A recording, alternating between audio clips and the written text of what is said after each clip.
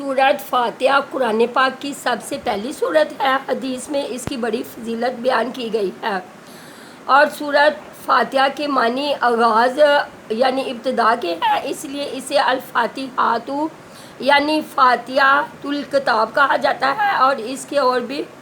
متعدد نام حدیث سے ثابت ہیں، مثلا ام القرآن، السبع المثانی، القرآن العظیم، الشفاء وغیرہ من الاسماء۔ اس کا ایک اہم نام الصلاۃ بھی ہے، جیسا کہ ایک حدیث قدسی میں ہے، اللہ تعالیٰ نے فرمایا قسمت الصلاۃ بینی و بین عبدی، میں نے صلاۃ نماز کو اپنے اور اپنے بندے کے درمیان میں اس طرح تقسیم کر دیا ہے۔ مراد سورۃ فاتحہ ہے، جس کا نصف حصہ اللہ تعالیٰ کی حمد و ثنا اور اس کی رحمت و ربوبیت اور عدل و بادشاہت کے بیان میں ہے، اور نصف حصے میں دعا و مناجات ہے جو بندہ اللہ کی بارگاہ میں کرتا ہے۔ اس حدیث میں سورۃ فاتحہ کو نماز سے تعبیر کیا گیا ہے، جس سے یہ صاف معلوم ہوتا ہے کہ نماز میں اس کا پڑھنا ضروری ہے۔ چنانچہ نبی صلی اللہ علیہ وسلم کے ارشادات میں اس کو خوب وضاحت کر دی گئی ہے۔ فرمایا لا صلاۃ لمن لم یقرأ بفاتحۃ الکتاب، صحیح بخاری صحیح مسلم میں بھی ہے، اس شخص کی نماز نہیں جس نے سورۃ فاتحہ نہیں پڑھی۔ اس حدیث میں من کا لفظ عام ہے جو ہر نمازی کو شامل ہے، منفرد ہو یا امام کے پیچھے مقتدی، سری نماز ہو یا جہری نماز، یا نفل ہو یا فرض، ہر نمازی کے لیے سورۃ فاتحہ پڑھنا ضروری ہے۔ اس عموم کی مزید تائید اس حدیث سے ہوتی ہے جس میں آتا ہے کہ ایک مرتبہ نماز فجر میں بعض صحابہ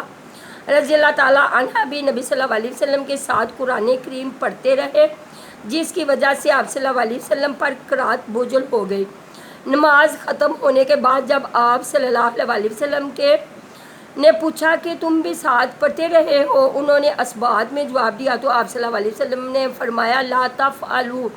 الا بام القرآن فانہ لا صلاۃ لمن لم یقرأ بہا، تم ایسا مت کیا کرو، یعنی ساتھ ساتھ مت پڑھا کرو، البتہ سورۃ فاتحہ ضرور پڑھا کرو کیونکہ اس کے پڑھے بغیر نماز نہیں ہوتی۔ ابو داؤد، ترمذی، نسائی۔ اس طرح حضرت ابو ہریرہ رضی اللہ عنہ سے مروی ہے کہ نبی صلی اللہ علیہ وسلم نے فرمایا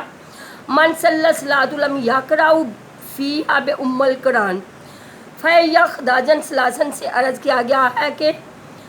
امام کے پیچھے بھی ہم نماز پڑھتے ہیں، اس وقت کیا کریں؟ حضرت ابو ہریرہ رضی اللہ تعالیٰ عنہ نے فرمایا اقرأ بہا من نفسک، امام کے پیچھے تم سورۃ فاتحہ اپنے دل میں پڑھو۔ مسلم میں بھی مذکورہ دونوں حدیثوں سے واضح ہوا کہ قرآن مجید میں آتا ہے وَإِذَا قُرِئَ الْقُرْآنُ فَاسْتَمِعُوا لَهُ وَأَنصِتُوا، جب قرآن پڑھا جائے تو سنو اور خاموش رہو، یا حدیث جب امام قرات کرے تو خاموش رہو کا مطلب یہ ہے کہ جہری نمازوں میں مقتدی اور سورۃ فاتحہ کے علاوہ باقی قرات خاموشی سے سنے، امام کے ساتھ قرآن نہ پڑھے، یا امام سورۃ فاتحہ کی آیات وقفوں کے ساتھ پڑھے تاکہ مقتدی بھی حدیث صحیحہ کے مطابق سورہ فاتحہ پڑھ سکے، یا امام سورہ فاتحہ کے بعد اتنا سکتہ کرے کہ مقتدی سورہ فاتحہ پڑھ لے۔ اس طرح آیت قرآنی اور حدیث صحیحہ میں الحمدللہ کوئی تعارض نہیں رہتا، دونوں پر عمل ہو جاتا ہے، جبکہ سورہ فاتحہ کی ممانعت سے یہ بات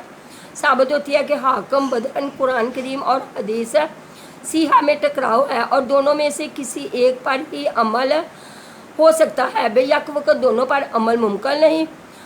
فَنَعُوذُ بِاللَّهِ مِنْ هَٰذَا، دیکھیے سورہ اعراف آیت نمبر 104 کا، ارشاد الحق، عصری، حفظ اللہ وغیرہ۔ یہاں یہ بات بھی واضح رہے کہ امام ابن تمیمہ رحمۃ اللہ علیہ کے نزدیک سلف کی اکثریت کا قول یہ ہے کہ اگر مقتدی امام کی قرات سن رہا ہو تو نہ پڑھے، اور اگر نہ سن رہا ہو تو پڑھے۔ مجموعہ فتاوی ابن تمیمہ، یہ صورت مکی ہے۔ مکی یا مدنی کا مطلب یہ ہے کہ جو صورت ہجرت نبوت سے قبل نازل ہوئی وہ مکی ہیں، خواہ ان کا نزول مکہ مکرمہ میں ہوا ہو یا اس کے اطراف و جوانب میں، اور مدنی وہ صورتیں ہیں جو ہجرت کے بعد نازل ہوئیں، خواہ مدینہ ہو یا اس کے اطراف میں نازل ہوئی، یا اس دور حتیٰ کہ مکہ اور اس کے اطراف میں کیوں نہ نازل ہوئی ہوں۔ بسم اللہ کے بابت اختلاف ہے کہ آیا یہ ہر صورت کی مستقل آیت ہے یا ہر صورت کا آیت کا حصہ ہے، یا یہ صرف صورت فاتحہ کی ایک آیت ہے کہ ہر صورت کی مستقل آیت ہے، یا ہر صورت کی آیت کا ایک حصہ ہے، یا صرف صورت فاتحہ کی ایک آیت ہے، یا کسی بھی صورت کا مستقل آیت نہیں۔ اسے صرف دوسری صورت سے ممتاز کے لیے ہر صورت کے آغاز میں لکھا جاتا ہے۔ قراء مکہ کی کوفہ نے اسے صورت فاتحہ سمیت ہر صورت کی آیت قرار دیا ہے، جبکہ قراء مدینہ، بصرہ، شام نے اسے کسی بھی صورت کی آیت تسلیم نہیں کیا سوائے سورہ نمل کے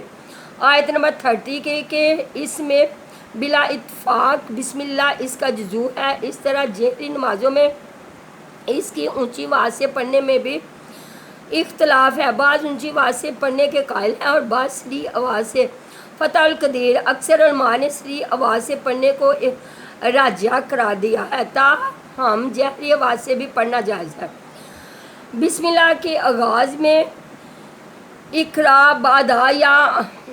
اتلو مخدوف ہے، یعنی اللہ کے نام سے پڑھتا یا شروع کرنا یا تلاوت کرنا۔ کام کے شروع سے پہلے بسم اللہ پڑھنے کی تاکید کی گئی ہے، چنانچہ حکم دیا گیا ہے کہ کھانے، ذبح، وضو یا جماع سے پہلے بسم اللہ پڑھو، تاہم قرآن کی تلاوت کے وقت بسم اللہ الرحمن الرحیم سے پہلے اعوذ باللہ من الشیطان الرجیم پڑھنا بھی ضروری ہے۔ فَإِذَا قَرَأْتُمُ الْقُرْآنَ فَاسْتَعِذُوا بِاللَّهِ مِنَ الشَّيْطَانِ الرَّجِيمِ، جب قرآن کریم پڑھنے لگو تو اللہ کی جانب میں شیطان رجیم سے پناہ مانگو۔ الحمد میں آل استغراق یہاں اختصاص کے لیے ہے کہ